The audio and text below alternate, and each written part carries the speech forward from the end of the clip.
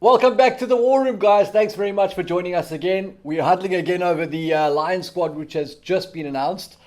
Mark, some interesting names in and out of the squad. Look, I've looked at some of those Lions in captivity at the Kruger Park, and I've seen more dangerous prospects when I've been behind the wire. 2017, when they announced that Lion squad to go to New Zealand, I thought, my God, it's going to be the series of the century. The Springboks to whip these Oaks, 3-0. I said it a month ago. Nothing has changed. It's actually been reinforced. Warren Gatland, what have you done? Alan Wynne-Jones, they've got to have a special route for him in at customs so the wheelchair can come in and they can push him in. He's left out some of the young guns in the Six Nations, James Ryan being one of them from Ireland, and picked Wynne-Jones. He's gone with familiarity. You know, the Afrikaans guys would say, this summer, a cock squad. I'm reckoning it's a great squad if you want the Boks to win 3-0, and I think we're going to dominate them as the 74 Lions dominated the Springboks. This is payback for 1974, Zel. Wow, that was a long time ago, Mark. I mean, it's difficult to argue with your... It still hurts. It's very difficult to argue with your take on this. I feel like if the Lions don't win that first one, if they don't catch the Boks cold, this could be messy. And maybe that's why he's included so many of these... I don't want to say hobbits, but... They are hobbits. There's some players in the squad that might just be there for the funfair stuff. Look, by all accounts, this thing's going to start in Cape Town. Hopefully be it with at least 25% capacity. If not, it's going to be a very empty Cape Town stadium. But my goodness, if I look at the quality of that Springbok World Cup squad and the depth we have, the one thing that has traditionally make the Lions particularly strong when they go on tour is there's a dominant home union. Right. Be it in England or a Wales or in Ireland, and they make up the nucleus of the squad, and the coach brings that continuity. 11 English, 10 Welsh, 8 Scottish, and 8 Irish. 8 Scottish. You pick a Lions squad with 8 Scots in, you know it's already a disaster. And 7 of them are Scots, and 1 is a boykie from George. Otanikwa, Duan van der Merwe. So, everyone's happy we got representation, but I look at that lineup, I look at those loose forwards. You talk about a Hamish Watson, Sam Simmons. There's a reason Eddie Jones didn't pick Sam Simmons to play Test rugby. Heinrich Brasson must be licking his lips, thinking he can come out of retirement here and he'll have a height advantage among the loose forwards. I just think he's missed some tricks. Johnny Sexton, I know he's been injured. There's doubts about his concussion and that. Yep. If they're going with Dan Bigger as the answer, wow. It'll be... Who's your weep, Tonto? Then they are in trouble. Yeah, no, Dan Bigger as their 10 option. They're going with Alan Wynne-Jones, all 36 years of him, 159 tests. Respect for what he's done. He's not in the top 10 in the world at the moment as locks, and he wouldn't make the Springbok squad. I mean, we were touting him as a midweek captain. Yeah, I mean, Maro Tojo, he's the one that I've always said go for it. They're not going for it. Yeah. But familiarity with the Welsh squad that he coached for 12 years. Again, a delusional Welsh win in the Six Nations. They played against 14 men in 3 of their games. Yep. England have been inconsistent, but the best players still come out of England and to a degree Ireland. Yeah. Bundi Aki, you're telling me he's the best midfielder? I mean, the way that I looked at it, I thought Ireland was the team that was unfortunate in the Six Nations. They've only got 8 guys in this 37-man squad. England's got 11. Wales have got 10. You mentioned Sexton, Billy Vunipola, nowhere to be seen. I know Tui Lungi's coming back from injury, but he's the hammer they need in the midfield. You can ask Eddie Jones all about that. Johnny May didn't make the cut. Sammy Underhill, I mean, wow. Look, he's obviously gone with a guy like Courtney Laws, who's also struggling with injury. He needs that hard bugger here. They need tough physical blokes who can go 80 against the Boks, and that doesn't mean a starting 15. Yep. That's what's coming off the bench. Yep. Their own forwards coach, Robin McBride, said, we can't handle them, a starting team, to play against the Bok forwards. They're too big, they're too powerful for us. We need a bench that's the equal of their bomb squad bench. Yep. Sean Fitzpatrick had said they're going to get pounded if they don't have a capable forward set that comes on to counter a Springbok team that brilliantly under Rassie Erasmus went back to their DNA of not apologizing to the world for being the biggest, the meanest brutes out there. Spot on. So when I look at this side, it lacks experience in key areas. I think it's put experience in areas where it needed more youth. Yep. And it certainly doesn't just, I don't think, oh my God, Gatland's bringing a squad here and we're going to have everything go our way to beat them. It doesn't have the aura of that side that went to New Zealand in 2017. It just lacks raw power, and you're coming up against the most powerful pack in the world. We spoke about CJ Thunder at the time, that there must have been more behind it. The fact that he didn't, that he retired from international rugby, hasn't made the squad. I just feel like if they're gonna field Sam Simmons and Hamish Watson against the Springboks at any point in this tour, it's the white flag. How you leave CJ Stander 50 tests for Ireland, outstanding on the Lions tour to New Zealand in 2017. He's a god-like status, has status in Limerick. Been brilliant for Munster. Yep. He's a Pretoria boy. He knows the South African psyche. It would have been the ultimate test for him to play against the Springboks in South Africa. If he's not making it on rugby ability, but Sam Simmons and Hamish Watson are, it's all bullshit. There's something happened behind the scenes. Correct. He's bolted. He's come back to South Africa. Yep. You may find Gatlin picking up the phone to him before the third test to say, you still got your boots on, mate. We need you. I'm very surprised at some of the selections they're going for. Where's the rationale? Yeah, no, I mean, it's difficult to really know. Again, it was an underwhelming Six Nations campaign for most of these sides. There are some quality players in here. I mean, there's, we've already mentioned Murray Toje. Courtney Laws is a guy who brings some edge when he's healthy. I like Jack Conan. There are some talented players here, but certainly not a squad where you go, okay, these guys can absorb a couple of injuries. So if some of these key players are pushed out, they're in trouble. Let me say the one positive. I like the fact that this Louis Rees-Zammit kid made the squad. He's an exciting talent. I don't know whether he's ready to face the Boks, but really exciting prospect. Yeah, I don't know if he's had a few of those bombs at altitude come up on him, eh? Yeah. And good Springbok wind chasers down to him. But he is a wonderful talent. If I look at their starting 15, it's a proper, decent starting 15 they could put out. Yeah. But in a 3-test series, it's unlikely that you're going to go through 3 test matches with the same run on 15. Yeah. It's unlikely that they're going to get to the first test match with the preferred run Correct. on 15. And ditto the Springboks. Seldom does the 2 preferred run on 15s actually ever start a series. Right. But when I look at what's around it, there's not one of those home union teams that gave me that sense of, wow, they're on a roll. Where Eddie Jones's England did that in the build-up to 2017. They were coming as a team, and they came to that World Cup, and everyone thought New Zealand, they knocked New Zealand over, they'll win it. Alistair was still coaching us. We weren't a factor. We got a new coaching set up in, a right identification of players, and we were the danger boys because we were bigger than them and we could bully them. But if you look at a Jamie George who struggled, not playing in the Premiership, he's been poor.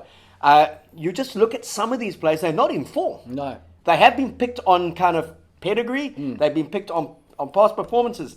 But I still think when you look at a Billy Vanapula, you look at a Manu Tuilagi, even though they've been struggling with injury, where's those monsters? No. They're just not there. Yeah. I mean, imagine this squad with a healthy Vunipola, a healthy Tuilagi, I mean, and Sammy Underhill back to his best. And a healthy Johnny Sexton. Oh, mate. I still think Owen Farrell's been so inconsistent. Is he a 10? Is he a 12 for purposes of this tour? His confidence has been shot. He's been playing for Saracens. He's not playing in the Premiership. We saw how his form suffered in the Six Nations. The one calm, cool head was Sexton. And I don't buy the hype about Dan Biggar at test level. Yeah. If Dan Biggar was such an influence, such a colossus over the last 5-6 years, he's now 31 years old. Yeah. Wales would have been the team would have advanced against South Africa in that semi-final. Yet it was the Springboks with Andre Pollard who nailed the one in the end. Yeah. So I look at it and I think it's going to be great to have them in this country. 8 matches. I just hope to God that somehow we get some crowds in. We get some fan parks going. They only come once every 12 years. But I think they've missed a trick. No Itoje, no big, imposing black Lions captain. First time in history, best player in their pack. No old head at 10. Just nothing dynamic about their midfield either. And then the Hobbits. You know, Hamish and so Ian McGee can always used to said he wants everyone to tower over the Springboks. Imagine that in the tunnel. Mate. God, I mean, I could be up in there looking him in the eyes and saying it's going to be 3-zip. Yeah. 3-zip, Hamish, put out the pipes. I don't see that Boks second row losing any sleep about Alan Jones being the skipper. And speaking about losing sleep, I mean, the whole build-up to this tour for Gats has not been great. He's had his assistant coaches pull out. He had Benny Young's pull out just before the whole thing kicked off. Not good signs. Not good signs. And look, I mean, 12 wonderful years with Wales in the context of that. Great tour to Australia 2013 with the Lions. He'll say a very successful tour. 5 out of 10 wins against in New Zealand, but 1 all best of 3 drawn series against the All Blacks. So unbeaten. He'll take that as well. He hasn't been involved with Northern Hemisphere rugby since 2019. He did a stint with the Chiefs where he played all his provincial career in the Waikato. He's been touted as the guy to potentially take over from Foster as the new All Black coach. Yep. He had always committed to the Lions, but he had a disastrous run with the Chiefs. He lost 7 in a row or 8 in a row. He left. Five win streak. 5-win streak. They're playing in the final. Super Rugby Aotearoa on the weekend against the Crusaders. Right. So Gats is under a bit of pressure as well. And is he bringing the right mentality?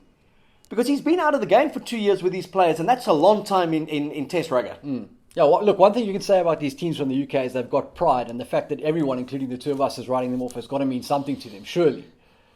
Well, I mean, everyone is talking them up in the UK. If I look at the betting odds, they're saying they're going to win the series. Wow.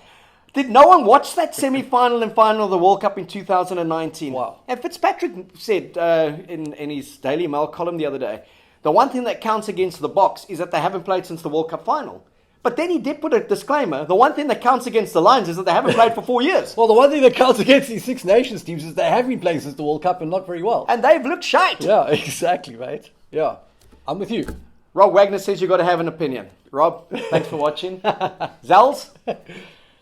Big interesting thing is to hear Duan van der Merwe speak. How's it going to sound? It's not going to sound Scottish, I don't think. You don't think? No, I don't think. Because normally what happens with these Afrikaans lads who spend 25 years here and can't speak a word of English, they go to France, they go to Ireland, they go to England, they go to Scotland, God forbid they go to Wales, and that's where they learn to speak English, and they come with this torrid accent that they sound pure Scot, and then they'll go into Afrikaans and I don't think so. pure Afrikaans. I'll be surprised if that's the case. But a lovely story. Duan van der Merwe. Akka's brother. Yeah, and we still don't know how. One's about 6'6" and the other one's about 4'6", but one ate their vegetables, one didn't. Danny DeVito and Arnold Schwarzenegger, only their mother could tell them apart. But a year ago, 3 years ago, struggling at Montpellier, injuries, Jake brought him in, saw his talent, saw his potential. He got a gap to go to Scotland to go on that project plan. 3 years and you'll qualify. Jake released him and said, go for it. I think you can do well there. Yep. He went there, injury-free, somehow burst on the scene. 8 tries in 10 tests, scored the opener of the Six Nations against England, scored the last one, the match-winning one in Paris. He's got big game ticker, and he's shown how to finish. But there's a reason he didn't make it in South Africa. Right. There's a reason that he's not playing for the Springboks at the moment. Because if he was that good, he would be in South Africa wearing a green jersey. Yeah, we've got a lot more competition for places, I would say. I think Duan van der Merwe does give the Lions an edge in one area of the field, and that's the physicality in the trams. I think he's a guy who could potentially give us some headaches there, and obviously he sort of makes up for the loss of George North's physicality. Obviously, George North injured. So Duan is a guy that could potentially, in some situations, give them a physical advantage, rarely across the park. Is he relishing that first instep and meeting that South African loose forward pack that says you chose the wrong country? Absolutely. Absolutely. He can't wait. He's frothing right now. He's frothing. I think those South African loose forwards are frothing for him as well. But a wonderful story that he's in. I still can't believe CJ Stander hasn't made it. It's so incredible. We know that must be beyond rugby. The and positives no on Brad this Barrett tour? either. No Brad Barrett in this list. No Brad Barrett and no Mike Catt either. No, No, he's he not on yet? making it. How many Joneses? How many Owens? And plenty, mate. Yeah, so a Kiwi coach, a Kiwi centre who parades as Kiwi Samoan, Bondi Aki. You got a South African winner, too many Scots, too few Englishmen, and your standard amount of Welsh players. Yeah. Do they put out a reserve list of who's on standby? CJ No, Stander and who else? No, I haven't seen anything like that, but CJ will be in the country, so you'd think he'd be ready to go. And so will John Robbie be. And we saw what happened last time, 1980. He got called up, sat on the bench. There we go. Sat on the bench. I think he got a game for the Lions. Also sat on the bench for the Springboks. So, yeah, look, it's going to be great to have them in the country. Oh, it's fantastic to have rugby back. I'm bullish. Yeah. I'm bullish because I think the Springboks are probably the best side that we've seen from a Springbok side in many a year. They're consistent in their selections. There's continuity in the selections, in the coaching setup. At home, I have to back them to win and to win comfortably. Yeah. So I'm staying with my prediction pre this Lions squad, 3-0 to the Springboks. It's not arrogance, it's confidence. And the one thing about a South African supporter is, why can't we be confident? Why can't we say 3-0? Why do we always have to say, oh, it's going to be hard, and then afterwards say, well, never in doubt. Say it now. Back the Boks to pump them 3-0. They'll give a good account of themselves, but I don't know how many of them will be standing by the time that third test comes. Yeah, no, look, I've said it already. If the Lions don't take the first one, it's overs, could overs. 3-0. And to the Hobbits, Hamish Watson, congratulations. Sam Simmons, we'll see what the fuss is. Tom Croft said he's the ideal guy for South Africa. I don't know what that means. I again say Eddie Jones is one of the most brilliant rugby brains in the world and has been. Whether you like Eddie or not, he's a showman, but he knows his game. There's a reason that for 4 years he hasn't picked this bloke. Yeah, I got to back Eddie on that one. So we'll see how good Sam Simmons is. And again, the fuss about Hamish Watson, Stephen Jones wrote about it a while ago.